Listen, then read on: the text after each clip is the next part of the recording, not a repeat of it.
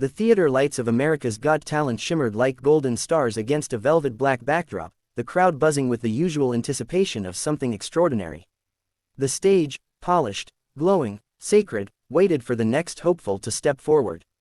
A hush swept across the audience as the producers announced the next contestant.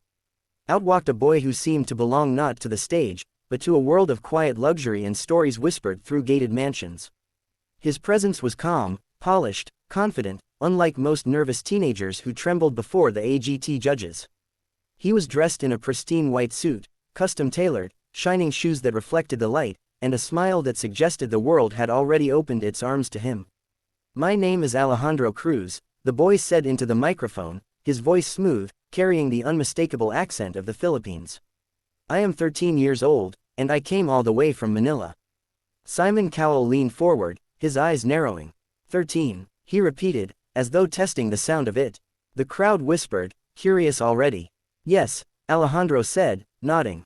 His composure was striking, and one could feel the cameras locking onto his face, sensing a story worth telling. "What do you do, Alejandro?" Sofia Vergara asked, her voice warm and inviting. "I sing," the boy replied simply.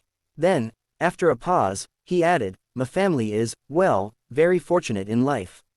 My father built one of the largest businesses in Asia. They call me," he hesitated with a modest smile, "the richest boy in the Philippines." Gasps rippled across the theater. Simon raised his eyebrows, not in disbelief but in intrigue. Heidi Klum looked genuinely stunned.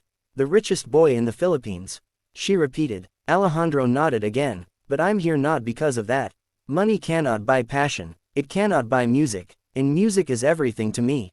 The crowd erupted into applause at his words, the honesty piercing through the glimmer of privilege. Simon tilted his head. "And what are you going to sing for us tonight?" Alejandro's eyes lit up, and for the first time, the boy's wealth seemed irrelevant.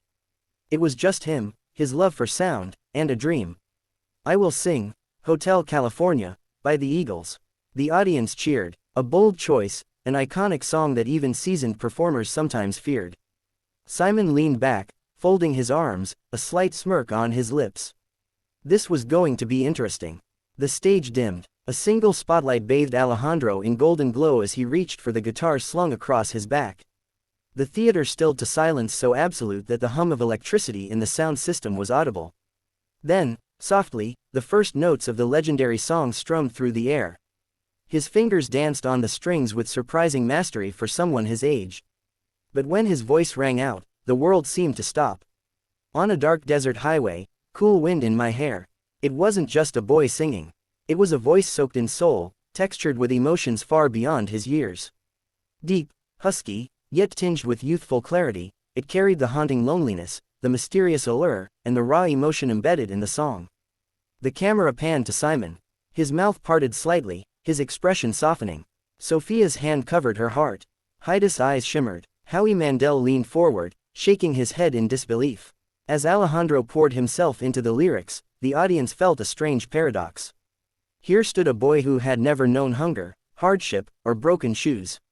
Yet, his voice carried pain, longing, and wisdom as though he had lived lifetimes. He wasn't just copying the Eagles, he was telling his own story through their music. Whispers spread through the crowd, "He's unreal. 13, how is this possible?" Then came the chorus, his voice soaring through the theater, smooth yet powerful.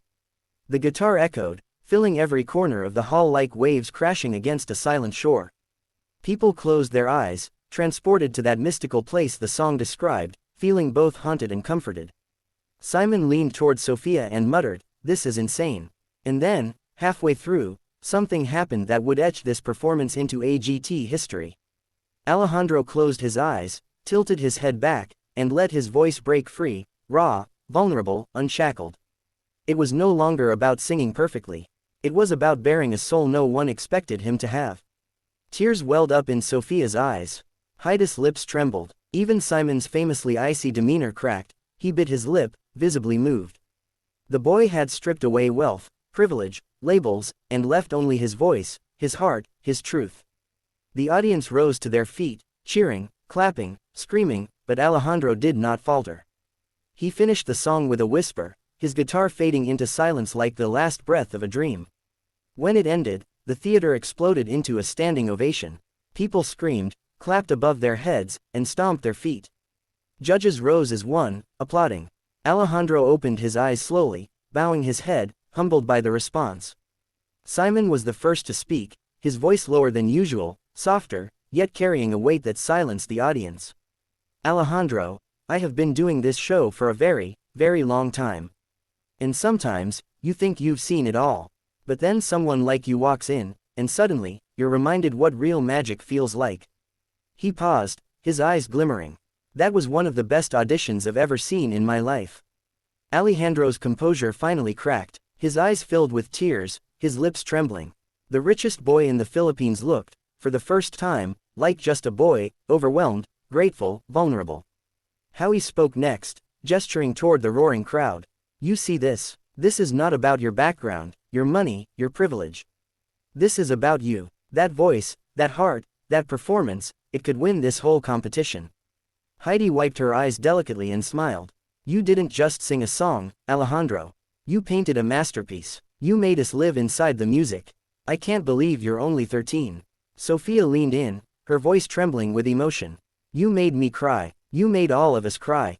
You made us forget everything except how much we were feeling in that moment. That is what makes an artist. The audience roared, chanting, "Golden buzzer! Golden buzzer!" Alejandro's chest rose and fell rapidly, his hands shaking. Simon glanced at his fellow judges, then back at Alejandro. A rare softness settled in his expression. I think we all know what needs to happen. He stood, his hand hovering above the golden buzzer. The audience erupted in anticipation. Alejandro clasped his hands to his mouth, tears streaming down his cheeks, the lights glimmering like diamonds on his face. With a decisive slam, Simon brought his hand down on the golden buzzer. Confetti exploded like a storm of gold, raining down over Alejandro as the crowd screamed and cheered. The boy fell to his knees, sobbing, clutching his guitar like it was his lifeline. His voice drowned in the roar of thousands of people celebrating him, a stranger turned hero in a single performance. The judges rushed forward, hugging him. Simon leaned down, patting his shoulder. You were born for this, he whispered, barely audible through the noise. Alejandro's parents appeared from backstage, his father in a tailored suit, his mother in elegant pearls. Yet in that moment, wealth didn't matter. They embraced their son as tears streamed down. Their faces, just parents bursting with pride for their child. The cameras zoomed in on Alejandro, who lifted his tear-stained face to the ceiling, confetti sticking to his hair. He raised his trembling hand and whispered into the mic, "Music, this is why I live." The crowd roared louder, and in that instant, the richest boy in the Philippines was no longer defined by fortune or luxury. He was a boy who sang his heart out on the world stage, touched millions with a song older than his own lifetime, and reminded everyone that true wealth lies not in money, but in the power to move souls. The performance would become one of the most replayed clips in AGT history. Millions across the world would watch, cry, and share. They would speak not of his wealth, but of his courage, his voice, and the way he turned a song into a prayer. For Alejandro, life would never be the same again. And as the final images of the episode played, Alejandro standing beneath a rain of golden confetti, guitar still in hand, tears still glistening, the world knew it had witnessed the birth of a legend.